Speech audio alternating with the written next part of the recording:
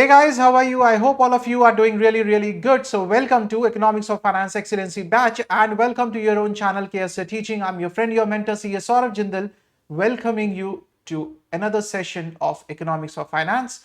And we are going to continue with the theories of international trade that we started in the last lecture, right? We have been doing since the last two lectures, theories of international trade. And in the first part, we discussed about what is international trade, what are the arguments in favor, what are the arguments in against the international trade. In the last lecture, we started with the theories also, and we discussed about the advantage theories basically in the last lecture, the theory of absolute advantage, theory of comparative advantage, and theory of comparative advantage with opportunity cost given by the different economists. Now, one thing was very common in all these advantage theories. What was that thing that was common? They explained, all these theories explained that there are differences in the cost of the products being manufactured by the two nations, right? Whether it is in absolute terms, whether it is in comparative terms, but they failed to explain that why there is a difference of this cost, right? Another thing that they considered, all these theories considered one thing, that sir, labor is the only factor of production. For all these theories, it was considered that labor is the only factor of production. Labor is the only factor of production, right? Now solving now when if we actually see, the labor is not the only factor of production. We have already studied about the factors of production, and we cannot say that labor is the only factor of production. So to overcome these difficulties which were imposed by these advantage theories, there was another theory that was developed, that is the Heckscher-Allin theory. I hope all of you have read from the books, whatever we discussed so far, all of you have covered it from the books and know how to write it in the examination, right? So another theory that is coming up is, that we are going to discuss in this lecture is, this is known as Heckscher, C-H-E-R, Heckscher-Allin theory, right? So this theory was given by two Swedish economists. This theory was given by two Swedish economists. The name were Eli Heckscher. The names were Eli Heckscher and Burton Allin. Right? This is also known as the factor endowment theory. This is also known as the factor endowment theory. Right? Now, what is factor endowment? We'll discuss about it. And this is also known as the modern theory of trade. This is also known as the modern theory of trade. Right? This was also known as Heckscher-Allin-Samuelson theory. Heckscher-Allin-Samuelson theory. Right? So basically, this Burton Allin was the student of Eli Heckscher, and they, in combination, devised this theory that is popularly known as the Heckscher-Allin theory. Now, let's try to understand what this theory says. In the earlier theories, we studied about the 2 into 2 model, right? So what is the 2 into 2 model? That is two countries and two products. Two countries and two product, right? Now this Heckscher-Allin theory was based on 2 into 2 into 2 model. Now what is this 2 into 2 into 2 model? Wait, what is this 2 into 2 into 2 model? Sir, he says two countries, right? Then two products and two factors of production. So in the earlier theories, we say the labor was the only factor of production that was considered. But here, in case of Allin theory, they considered 2 into 2 model. That is 2 countries, 2 products, and 2 factors of production.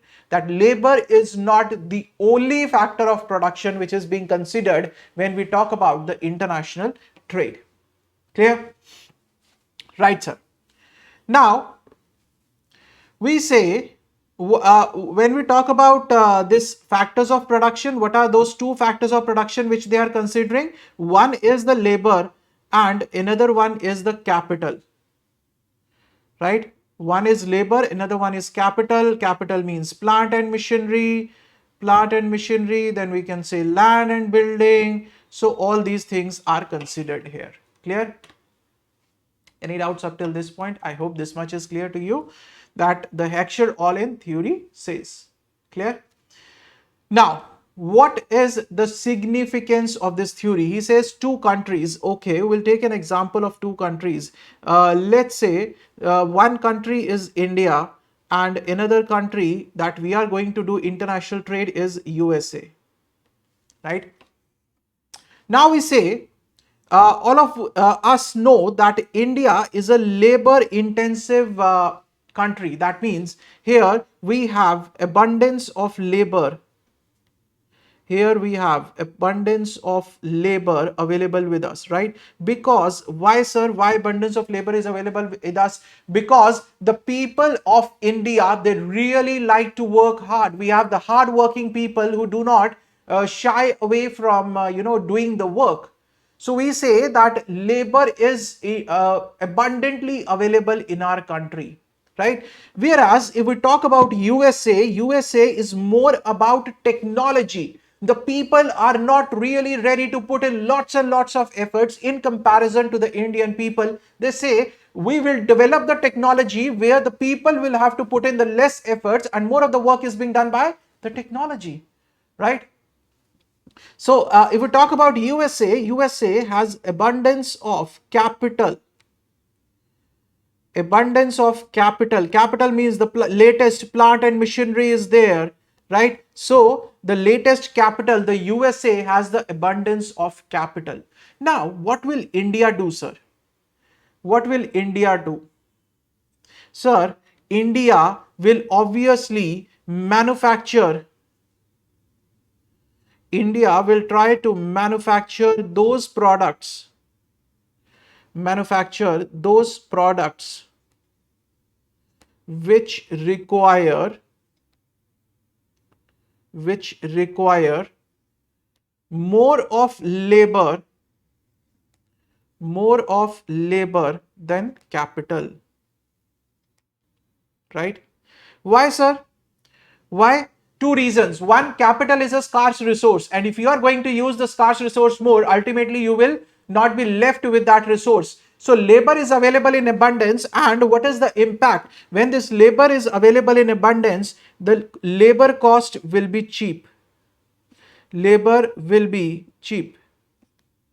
Why, sir? Because you have in abundance, so the labor will be available at the low rates. So what India will do is, India will say, I will manufacture all the labor intensive goods, right, which require more of labor than capital, because I have abundance of labor.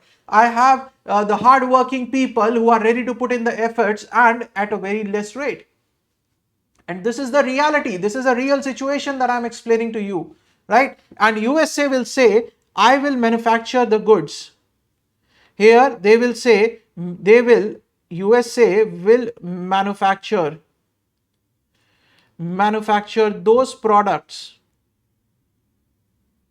USA will manufacture those products which require more of capital than labor. Why? Because in case of USA, the capital availability will be cheap. Now, how the international trade will take place? International trade will take place that India will export the labor intensive goods to the USA, and USA will export the capital intensive goods to India. This is how the international trade will take place, that India will export labor intensive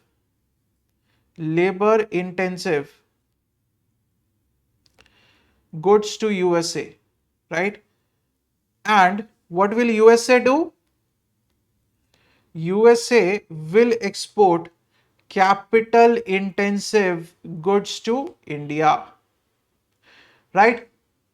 Why, sir? Because both of them dependent upon the availability of the factors, the area or the country which has the abundance availability of a one particular factor, they will manufacture the goods which use that particular factor which is available in abundance, because that factor when available in abundance will be available at lower prices. This is what the factor endowment theory or the Heckscher-Allin theory says. Now, what is meant by factor endowment? What is meant by factor endowment? In simple words, the factor endowment means availability of factors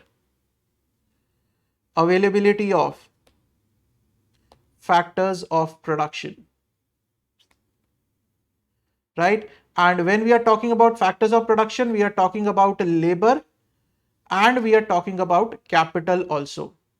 That how easily and how abundantly these factors of production are available. So based on that, the international trade will take place, right? So this is how this factor endowment theory or the Heckscher-Allin theory, this is what they say. If you read it from the book, the assumptions, you can read it from the book: two countries, two commodities, two factors of production, identical production function, identical preferences, all those things, simple. And after that, what is explained is what I have explained here, right? Now he says this HO theory is a combination of two theorems, right? So they say when this we talk about HO theory, that is Heckscher-Allin theory, these are based on basically two theorems. What are those two theorems on which it is based? One is known as Heckscher-Allin. One is known as Heckscher-Allin trade theory, right? Theorem. And another one is known as factor price equalization theorem, right? Factor price equalization theorem and the Heckscher-Allin trade theorem. So this is what they say, that HO theory is based on these two theorems. What are these two theorems? Let's talk about first the Heckscher-Allin trade theorem. The Heckscher-Allin trade theorem says that a particular country will either be involved in the export or import, right? So what the country will export? The country will export what they will manufacture, and which good they will manufacture. Sir, the good which will be using the goods which are abundantly available, right? They will export the commodity whose production requires the use of abundant resources. They will export the products. They will export products whose production requires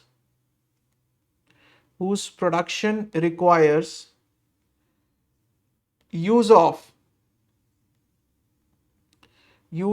abundant resources, right? That means India will manufacture the labor intensive products and they will export those products, right? When can a country export the product? If they will manufacture the product. Which product India will manufacture? The labor intensive. Why? Because the labor is an abundant resource that is available in India. So India will manufacture what? The labor intensive goods, and whatever they will manufacture, they will export that, right? And what they will import? What India will import, sir? Import products whose production requires use of scarce resources. Use of scarce resources. That means India will import the goods, right? Which goods? The capital intensive goods. Why? Because the capital is a scarce resource in India. So what India will do is India will import those goods rather than manufacturing those goods, because in India the capital is already scarce. If they are going to manufacture using the scarce capital, at one point of time everything will be exhausted. India will not be left with any capital, right? So they will manufacture goods and they will export those goods which require the use of abundant resources, that is labor. Labor is available in abundance, right? So they can use that. After that, what is the factor price equalization theorem?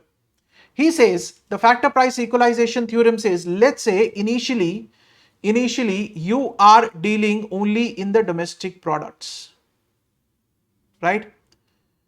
And your labor is charging, let's say, rupees 100 per unit, right? Now your labor gets to know that you have an export order.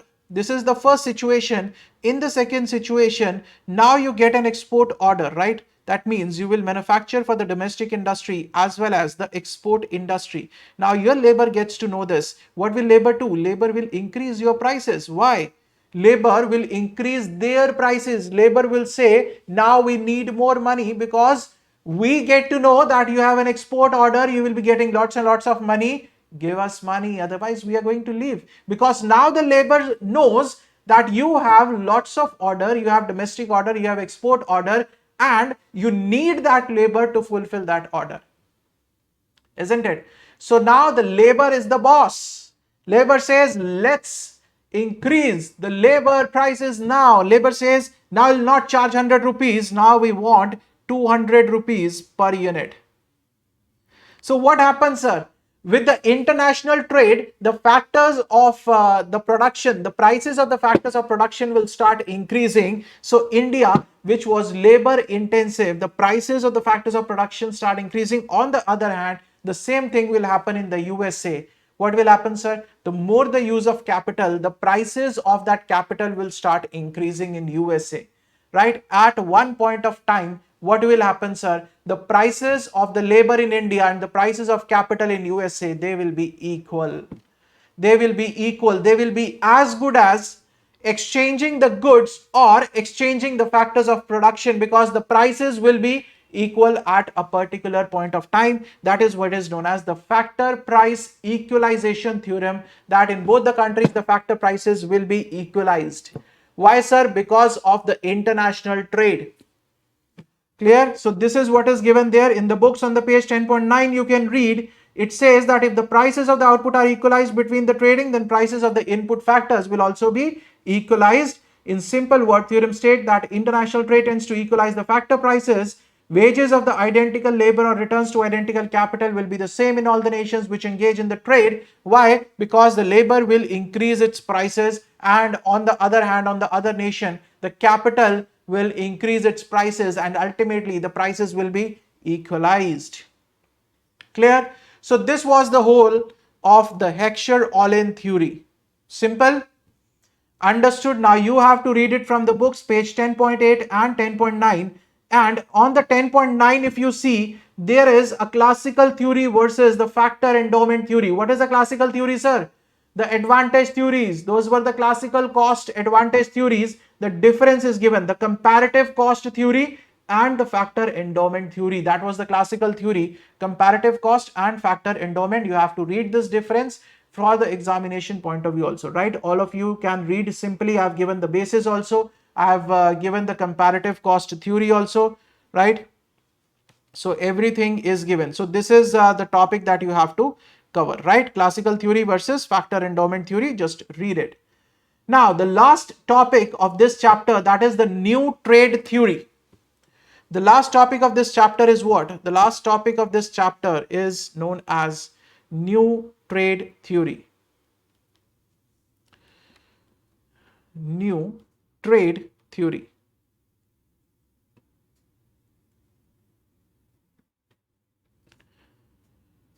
Right? New trade theory. Now, what this new trade theory says, it was developed in the 1970s and 80s, and it focused on two things.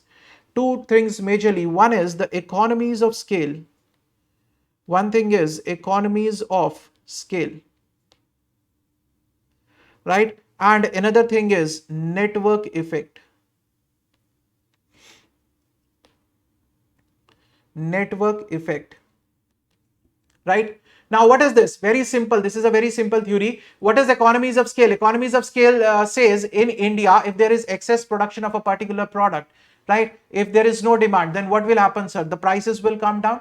If the prices will come down, there will be a recession in the economy, isn't it? So they say what the business is doing, if they engage in international trade, if they export those goods, they can benefit from the economies of scale, that they can manufacture more, they can distribute in the domestic also and in the export market also, and they can gain. Instead of losing out on the prices, they can gain by manufacturing at a larger level. That is known as economies of scale, right? And why one country will produce the abundance of the goods? There can be abundance due to the government policies, due to the inputs, right? The cheap labor is available, so more of labor intensive goods can be manufactured in one country. So they engage in international trade, because with the engagement in the international trade, the demand will be more, and these companies or the economies can take the benefit of economies of scale. You can read it from page 10.10, right? That certain goods are preferred to be produced in a country due to the government policies, factor inputs and other reasons. Higher production of these goods result in lower cost, and hence such goods should be sold in the local and the foreign markets, that is exported, because otherwise what will happen, sir? If they are only restricted to the domestic market, the prices, because now you have abundance of the product, demand is not that much, the prices will come down. When the prices will come down, there will be recession in the economy, right? Second is the network effect. The network effect says that the value of a product or the service increases as more and more people use it, right? This says value of product or service increases.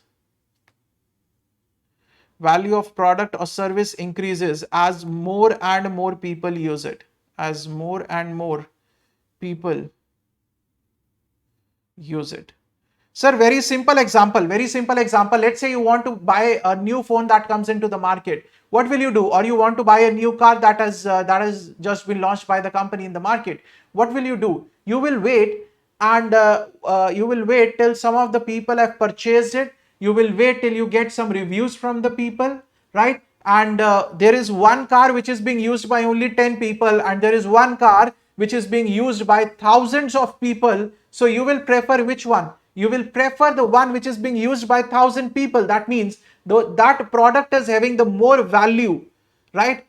According to you also, it is more valuable because 1,000 people are using it. A similar product, only 10 people are using it. So you will put the value on those 1,000 people. The value of the product or the service increases as more and more people use it. It is also known as what? It is also known as bandwagon effect. It is also known as bandwagon effect, right? This is also known as bandwagon effect. So this was the new trade theory, right? Rest, how it is to be written, you can read it from the books, right? Everything is given there. So this was the new trade theory based on economies of scale and the network effect. That was all required. And with this chapter is complete.